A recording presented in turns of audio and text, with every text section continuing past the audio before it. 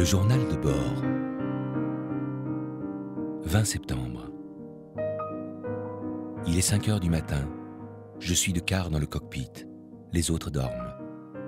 Cela fait maintenant 10 jours que nous avons quitté Southampton. La Manche était pleine de pétroliers. Ils allaient et venaient par dizaines. Aussi ma mère et mon père se sont-ils relayés pour prendre le quart les 2 premières nuits. Ils ne m'ont pas laissé mon tour. Je ne sais pas pourquoi. Il n'y avait pas de brouillard et je vois aussi bien qu'eux. Il était tout petit, pas plus grand que moi, et c'était le plus vieil homme que j'ai jamais vu.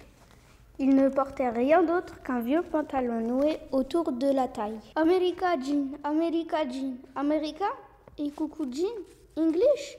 Oui, dis-je, soulagé d'avoir enfin compris quelque chose. Anglais, je suis anglais. Il semblait avoir beaucoup de mal à trouver ces mots. Pas bon, feu, pas bon, compris? Pas feu. Il m'avait l'air moins en colère, à présent. Mais mon père, ma mère pourraient le voir la fumée. Il n'entendit pas ma réponse. Nous faisons un grand feu. Commençons-nous près quand un bateau passe. Alors tu pars à la maison. Et nous faisons autre chose aussi. Nous jouons au football, toi et moi. D'accord, très bien. C'est tout ce que je pus répondre. En quelques instants, il m'avait non seulement débarrassé de toute ma culpabilité, mais il m'avait donné un tel bonheur et tant d'espoir aussi. Très bien, très bien. Quand tu l'écoutes, il n'y a pas d'image. Tu l'écoutes avec ton imagination, comment les objets bougent ou comment la personne elle bouge. Mais je lui dirais d'aller écouter un livre parce que les livres, ça apprend à déchiffrer des mots ou les syllabes, je sais pas, des trucs comme ça. Ça te fait ressentir les personnages. J'ai beaucoup aimé sa passion qu'il faisait. Il criait des machines avec ses propres mains. Lui dire écoute ce livre c'est bien, t'inquiète pas il est pas trop long, voilà quoi. Il était parti dans un lac, dans une rivière qui coulait. Et en fait, du coup il est parti récupérer son chien. Et du coup à un moment il a perdu sa famille. Et il était avec son chien, il a découvert des étrangers, des personnages et tout. Et c'est ça qui m'a plu. Je trouvais que j'étais plus concentrée. Mon attention, elle était plus cadrée que quand je lisais un livre. C'était bien parce qu'il décide de faire le tour du monde avec sa famille et que les aventures qu'il raconte, elles sont bien. Ça nous divertit, attachant, joyeux, il est passionnant et voilà. Quand tu écoutes, il y a peut-être la personne qui va parler, elle va peut-être avoir plus de... Comme c'est une professionnelle, elle aura plus de ton, on va entendre un meilleur ton, on va avoir une meilleure qualité. Peut-être qu'il y aura des bruitages derrière, on pourra plus se mettre dans l'histoire. Alors que si juste on lit un livre comme ça, peut-être qu'on n'aura pas la même image. Parce qu'il n'y a pas forcément de bruit. Ça joue plus dans notre imagination, comme ça on peut imaginer nous-mêmes. Écouter un livre. Ouais. Ça relaxe. Enfin, ça relaxe et c'est apaisant, on va dire. Par exemple, on peut fermer les yeux et écouter l'histoire. En fait, c'est comme si on imaginait l'histoire. Ça change, on découvre de nouvelles choses et qu'on peut s'imaginer dans la scène. Je me levai aussitôt et criai de toutes mes forces en agitant frénétiquement les bras. Je sautai en l'air en hurlant pour qu'ils s'arrêtent, qu'ils m'entendent, qu'ils me voient. Je suis là, je suis là. Je ne m'arrêtai que lorsque j'eus la gorge en feu et ne pouvais plus crier. Le pétrolier glissa à l'horizon avec une lenteur désespérante. Il ne changeait pas de direction et je sus qu'il ne le ferait plus. Forcément, écouter, avec la voix aussi d'un narrateur expérimenté, c'est sûr que je vais prendre plus plaisir à écouter l'histoire qu'à la lire. Et forcément, les personnages me paraîtront beaucoup mieux. Enfin, ça ne change pas mon imagination, mais quand même. C'est quand même bien des fois de faire jouer son imagination, de la ménager un peu. Ce qui m'a plu dans cette histoire, c'est le fait qu'on peut s'identifier au personnage qui est à notre âge. J'ai beaucoup aimé ce livre car il y a beaucoup d'émotions. Aussi, j'ai bien aimé ce livre car il y a l'endroit, ça fait penser au soleil, à la mer, car c'est dans une île. C'est pour ça que j'ai bien aimé. Ça fait penser à l'été. Les points positifs pour écouter un livre audio, c'est la voix, les bruitages qu'il y a en fond. Ah, c'est ça les points positifs. Aussi la tranquillité. Ça nous donne envie de nous reposer et de dormir. C'est la voix, c'est ça qui fait... Il y a des bruitages aussi. C'est la voix du personnage. Si c'est rapide, on va moins s'ennuyer. Si c'est lent, ça dépend de la voix du personnage. C'est ça qui fait un livre.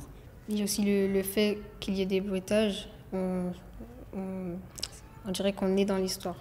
De Macha à Sacha, le 21 mars. Bien sûr qu'il y a quelqu'un, puisque je suis là, moi. Quelqu'un, ou plutôt quelqu'une. Ou même ni quelqu'un ni quelqu'une, mais moi, Macha. Car n'est-ce pas à Macha que tu t'adresses? N'est-ce pas elle que tu cherches? Alors pourquoi demander s'il y a quelqu'un et non pas directement? Tu es là, Macha? Macha, tu m'énerves. Bien sûr que non, je ne m'intéresse pas à l'apparence. Qu'est-ce que tu crois? Je ne suis pas comme ces garçons qui passent leur temps à se faire beau et à draguer. En fait, je ne m'occupe pas des filles. Tu es la première que je fréquente. Je t'ai posé cette question simplement parce qu'en écrivant une Macha, je m'imaginais quelqu'un de très blond, avec les yeux bleus et la peau blanche. Mais maintenant que tu m'as dit que tu étais juif, ça ne va plus. Je dois changer mon image de toi. De Macha à Sacha, le 18 avril.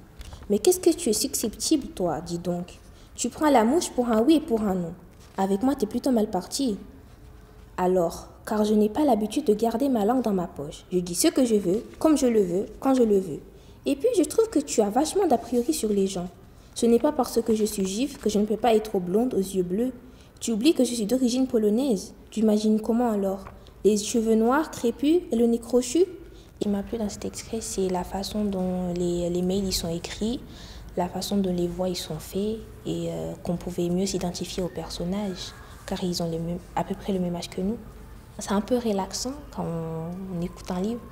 Dans les livres audio, on peut s'imaginer les endroits où ils sont, ce qu'ils font, alors que dans les films, on ne peut pas faire ça.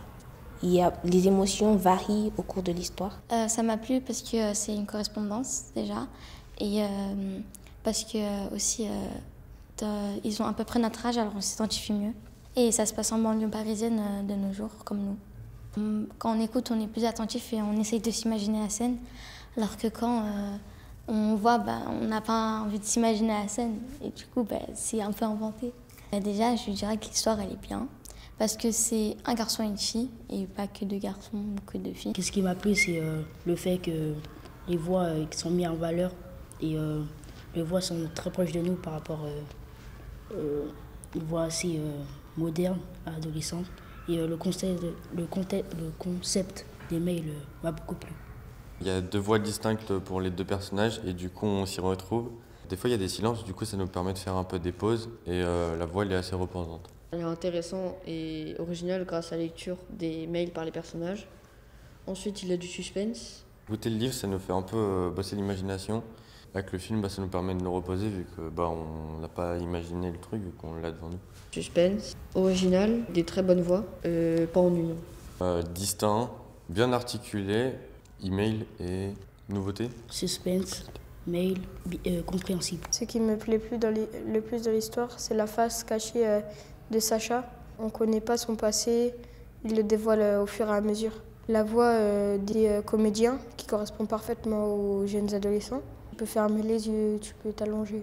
Mystérieux, lourd passé, émotion, question, correspondance. Quant à savoir à quoi ou à qui je ressemble, je pense qu'il est encore trop tôt pour te le dire. Ta question m'a d'ailleurs étonnée, cher Sacha. Il m'avait semblé pourtant que tu étais le genre de garçon qui attache peu d'importance à l'emballage et que seul le contenu comptait pour toi. Me serais-je trompée là aussi? Macha, tu m'énerves. Bien sûr que non. Je ne m'intéresse pas à l'apparence. Qu'est-ce que tu crois? Je ne suis pas comme ces garçons qui passent leur temps à faire les beaux et à draguer. Je ne m'occupe pas des filles. En fait, tu es la première que je fréquente.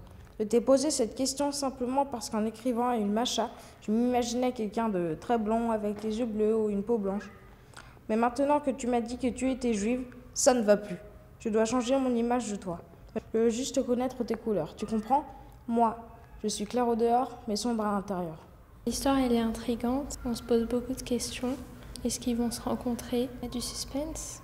Du coup, ça encourage à lire, ça motive, on a envie de savoir la suite. Les voix, c'est des voix d'ados, enfin d'adultes, mais qui essaient de représenter des voix d'ados. Et du coup, ça Ça donne plus envie de lire et aussi c'est des voix qui rappellent un peu les voix des séries. Mais elles sont agréables à écouter aussi.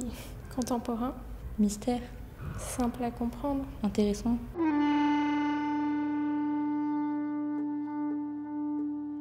Dès que je pouvais, je faisais des petits boulots pour avoir un peu d'argent en plus. Ça se faisait à l'époque.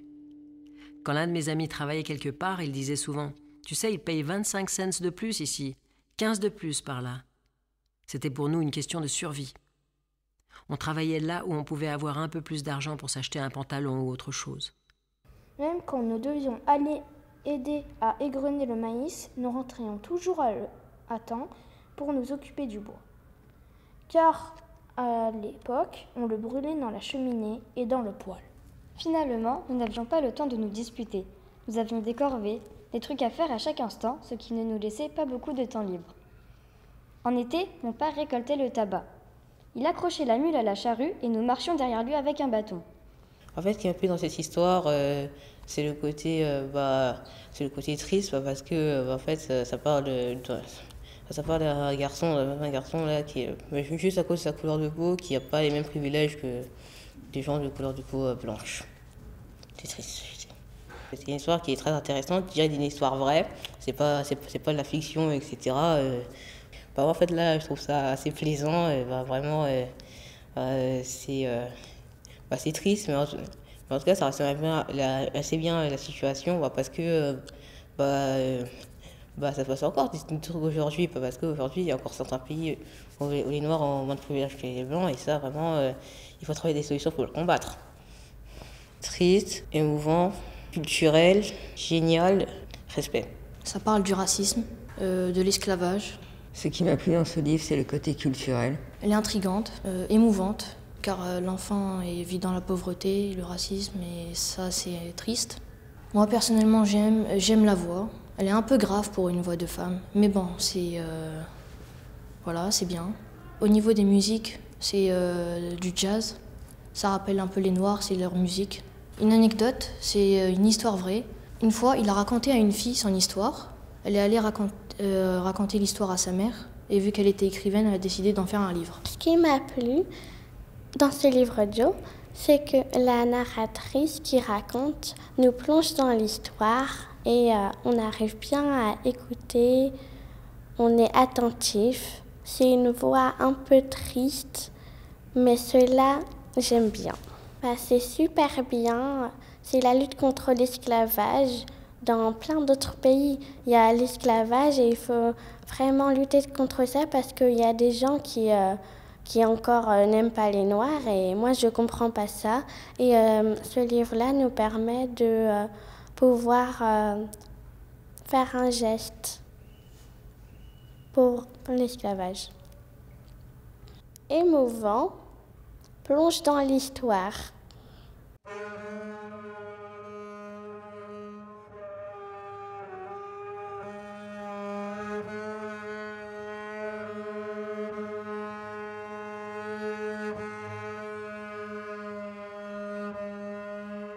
Depuis le début, Ishtar trouvait qu'elle n'avait pas assez de responsabilités. Elle avait bien demandé à son père de lui en donner plus. Il l'avait fait. Juste ce qu'il fallait. Eh bien, elle en voulait plus. Ishtar, la déesse de la vigne. « Entrez, madame, dit le gardien. C'est la rue des enfers. » Elle a avancé. Arrivée à la deuxième porte, le gardien, lui, a ôté ses boucles d'oreilles. « Mais pourquoi ?»« Entrez, madame, c'est la rue des enfers. » Et à la troisième porte, il a enlevé le collier de l'asylite. Il a dit « Entrez, madame, c'est la rue des enfers. » Et puis, il y a ôté la ceinture, le cache-sang, et puis il a septième porte, il a enlevé le manteau d'apparat.